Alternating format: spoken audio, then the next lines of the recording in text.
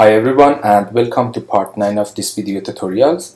In this video we are gonna wrap things up by setting up an user interface and loading and displaying 3MF package thumbnail.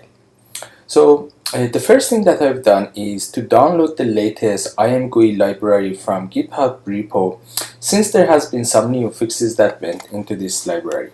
So here is the IMGui repo, and you can see that the latest commit is ABE7B19, and I just simply downloaded the latest code that we have inside this repo, and I copied it over into our IMGui folder inside external library. I also included 4 new files, and they are called IMGui OpenGL3, that's a header file and CPP file, and there is the GLFW header file and CPP file. Now, to get these header files and CPP files, you need to go inside the IMGui examples folder, and you can actually see that we have these files located here. So again, you just need to copy over these guys as well. Alright, another change that I did was inside OpenGL3 CPP. I had to comment out this line, and this is basically how OpenGL functions are loaded with IMGui. They use GL3W, but in our application we are using GLAD. So you just need to enable this header file. There is a comment here that you can read also as well. Alright, so with this change, let's go ahead inside Windows GL class and see what we have inside here. So inside the header file, I included the IMGui header files, as well as adding 2 new pure virtual functions, which are called a GUI setup and GUI draw. Now, inside our app, we obviously have to override these 2 methods, and right now you can see that here I have added some code to see the menu bar, and I also changed the styling for the UI. So we get into this in a moment, but let's go ahead inside Windows GL, and inside our initialize function we have this GLSL version, which is a const char pointer. We basically need this so we can pass it to IMGui OpenGL init, and basically the string that you see here should match with the version major and minor version. So if you go to this wiki page, OpenGL shading language, you can see that we have an OpenGL version and the corresponding shader preprocessor. So if you are using 3.3, this is the major and minor version of OpenGL, you need to change this string to version 3.3.0, which we've done inside here. Alright? Now, once we have that, we obviously create the IMGui context, and we call init for OpenGL and pass in our GLF window, and we also init this function and pass in the GLSL version that we just constructed here. Once this is done, we are gonna call our GUI setup, and this is called inside the init function. And if you look at main app, here you can add some code, and in this instance I'm just changing the styles for our menus. Okay, so now let's go ahead further down, and in our draw loop we need to start the IMGui frame. So we need to call these 3 methods, and once that's done, we are gonna call our GUI draw, and this is the function that we overwrite here, and we add our code for creating a menu bar or windows and in the app. So once we have that, we are gonna go ahead and call IMGui rendering, and this requires us to call these 2 functions. And once we are done with our while loop and we exit this while loop, we are gonna go and clean up our IMGui stuff. So we are gonna call the shutdown for OpenGL3 GLFW and destroy the context. Alright, so These are all boilerplate codes, and we just have them inside this window GL, and in our app we don't necessarily need to deal with them. Alright, so let's go ahead and take a look at what we have inside our main app.cpp. So as you can see, I have included a new header files, and this header file is for native file dialog. With IMGui, at the moment we cannot have open dialog, so that's why we are using this native file dialog library to do that for us. Now inside our GUI draw, I'm creating a new menu bar, and I have the menu as well as the menu item. Okay, and inside import, we are calling the native file dialog function. So when the dialog opens, we only want to load 3MF files. Okay, so that's why I have specified the 3MF. And if you look at NFD, you can see what the filter list is. So these are the filter lists that you specify inside here. All right.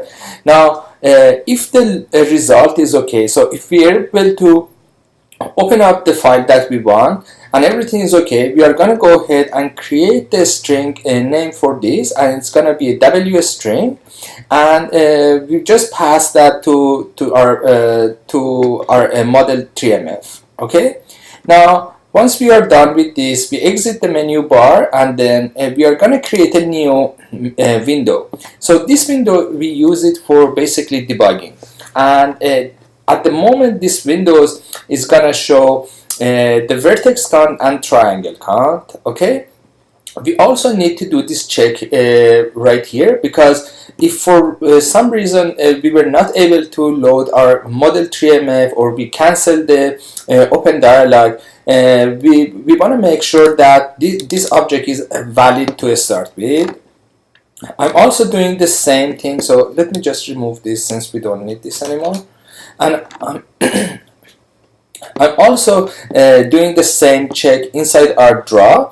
So as you can see, I'm checking to see if this mmodel 3MF object is valid, and if it's valid, then we go ahead and we draw the meshes. Okay, so that's pretty much we need for now. Let's go ahead and compile this code to see if we can see our menus. So let's run this.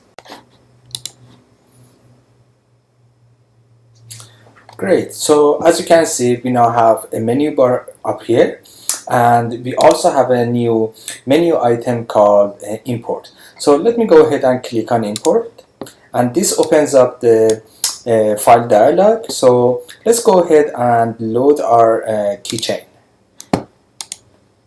Perfect. So as you can see, our mesh debug window now is displaying the vertex count and triangle count for each of these mesh models that we have inside here. Let me go ahead and import another model. Okay, perfect. And as you see, our menu debug was updated, and we now display the vertex count and triangle count for this rocket model. Okay, so let's go ahead and add the code for loading 3MF package thumbnail and displaying it inside this debug window.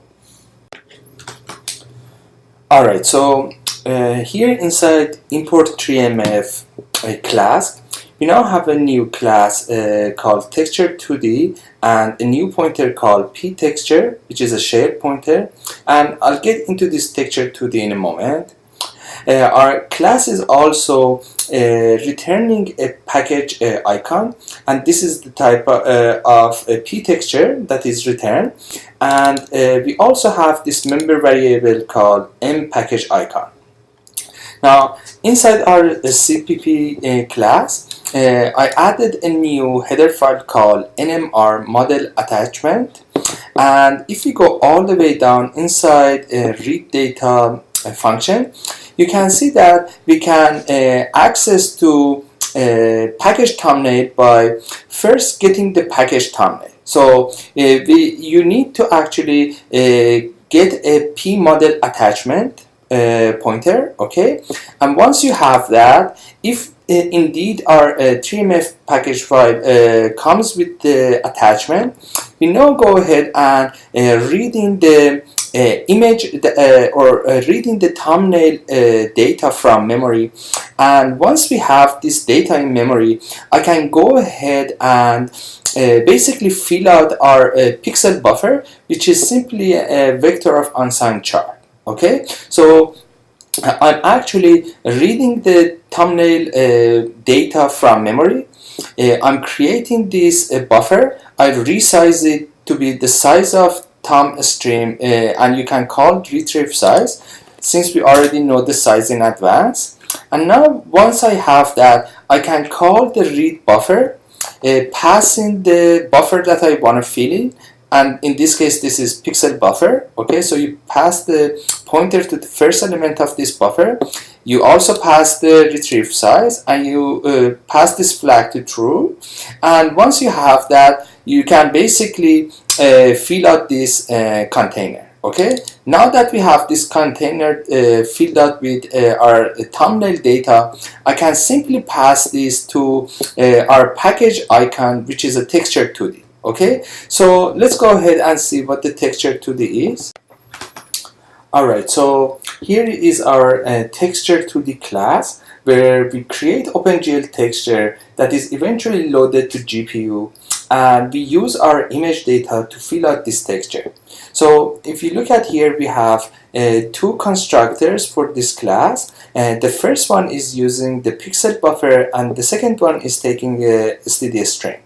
Now with the first one, we can load the image data directly from memory, and with the second one we load our image from a file path. Okay, now if you look at the first constructor here, you can see that the image that we have here is taking this std vector unsigned char. So I made a few changes in our image std class. So let me close this texture 2D class for now, and let's take a look at our image std. So our image std class now has two constructors, and the first one takes a pixel buffer, which is again a container of unsigned char, and the second one is taking the const char pointer file name. Okay, now with the first one, we basically call the read from memory, and this is an internal function that we use, which eventually calls the stbi load from memory. Okay, and we simply pass the first pointer to our buffer, and we pass in the size, the width and height, channel, and once we pass in it, we can retrieve the data that we want. Okay, and again, all the data that we have is stored in m_data, which we can retrieve by calling this data function. Alright, so that was just a small change that I did inside this image std, and let's go back inside texture 2D. Okay, again, as you can see, we are using the image std, and we are passing the buffer to this. Now once we have this image, we can go ahead and generate our OpenGL texture, bind the texture with the ID, and if you look at here, our texture ID is unsigned int 32. Okay, you can also retrieve this ID by calling this ID function that we have inside here.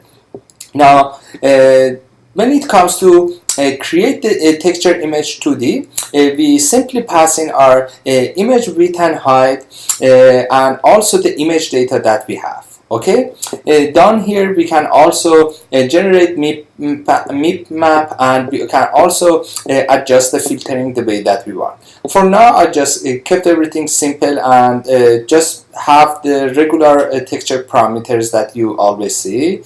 We can change this later on, but I think for now this is good enough. Same thing also happens with the second constructor, and when we are inside texture to the destructor, we simply call the gl delete texture. We also have the bind and unbind for our texture, which we simply pass in our texture ID here, and we also need to know what the active texture is at the moment when we are binding.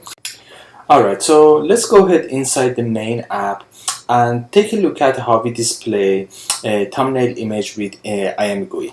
So we are inside the main app.cpp. If we go all the way to GUI draw routine, you can actually see that inside our IMGui window mesh debug, we are actually creating IMGui image. Okay, and in order to do this, we actually need to do some casting. So the first thing that we need is we need to cast unsigned int32, and this is the type that we have for our texture ID, and into a void pointer, and we literally store the value inside this pointer. Okay, once we do this, we basically pass it to our IMGui image, and again remember this texture ID is a void pointer. Okay, so we can literally store any data with this pointer, with this pointer, and once we do that, we can also specify the thumbnail image size. In this case, I'm just gonna set it to 200 for width and height. Okay, and that's pretty much all you need to do to display the thumbnail image. And let's go ahead and run this code so we can see our thumbnails now.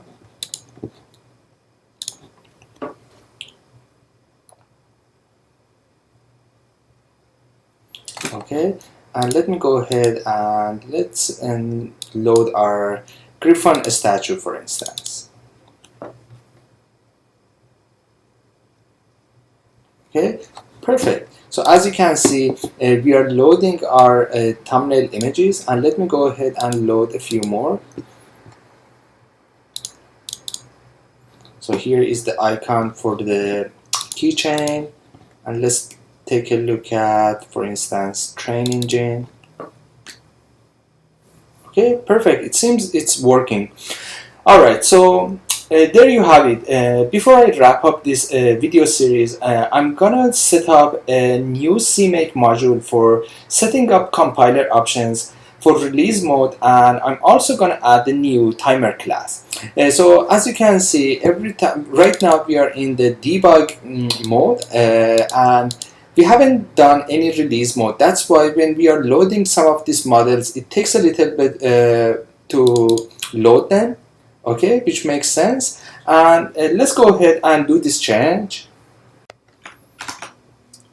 Alright, so here is our new CMake module called compiler setup, and inside this compiler setup, I set up a few compiler flags, such as when we are in release, we want to actually set the optimization flag to O2, and I also brought in the CMake C++ standard that we had inside this CMake list to this module. So we now require C+14 or later to run our code. Okay, again, the code that I have here inside this compiler setup is very minimal, but for the sake of this video, I just wanted to add these compiler options for release. Okay, now that we have that, I simply include that inside our CMake list, which is inside here, and with this, I think we are pretty much done with our CMake stuff. Now, another thing that I did was I also created this timer class. So if you look at the CPP code for this timer class, we can have this update time, delta sec and delta millisecond, and this is the delta time that that is passed between the current frame and the last frame. Okay, and we also have this get millisecond per frame that we can use for all for debugging purposes. So let me go ahead and show you how I'm using this timer class. So if we go inside window GL, let me show you what has changed. we also have this set title which takes a string, and we have this title that is being passed into a glfw create window here. All right, so we can set this title, and in our app I'm setting the title to display the milliseconds that is being passed between each frame. So if we go inside main app, you can see that inside our draw function, I'm calling the set title for our window, and I'm simply converting our get millisecond per frame to a string, and I display it inside the Windows title bar. Okay. Another thing that I did was I wanted to rotate the models that we have, and for now I quickly did a few changes inside our mesh model. So we now have three global floating variables for that sets the rotations for x and y axis, and again these are in degrees, and we pass these guys into these functions that we have inside here. So we have gl rotate for x-axis, y and z, and I simply multiply that with our affine transformation matrix. Okay, so again, this is a very minimal code, but I just wanted to show you so we can actually rotate our statue model. Okay, and inside our draw functions, the first thing I do first is to rotate the model on the x-axis, and then I rotate it on the y-axis, and I multiply that by the get delta second. Okay, so let's go ahead and load our model.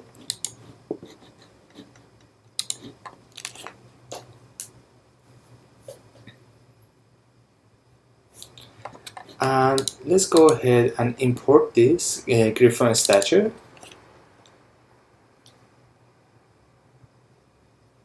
And as you can see, we are rotating this statue on the y-axis and x-axis. So before I wrap up this video, let's go ahead and run this code on the release build as well. So let me close Visual Studio, and let's go inside bash, and let's run a CMake. Okay, now when I want to run CMake this time, I'm gonna pass a CMake build type, and I'm gonna set it to release. All right, so let me run this. Okay, and as you can see, we are outputting the optimization flag. So the optimization flag is set to O2, and this gives us a very fast code execution. So let's go ahead and let me minimize this. Let's go ahead and open up Visual Studio.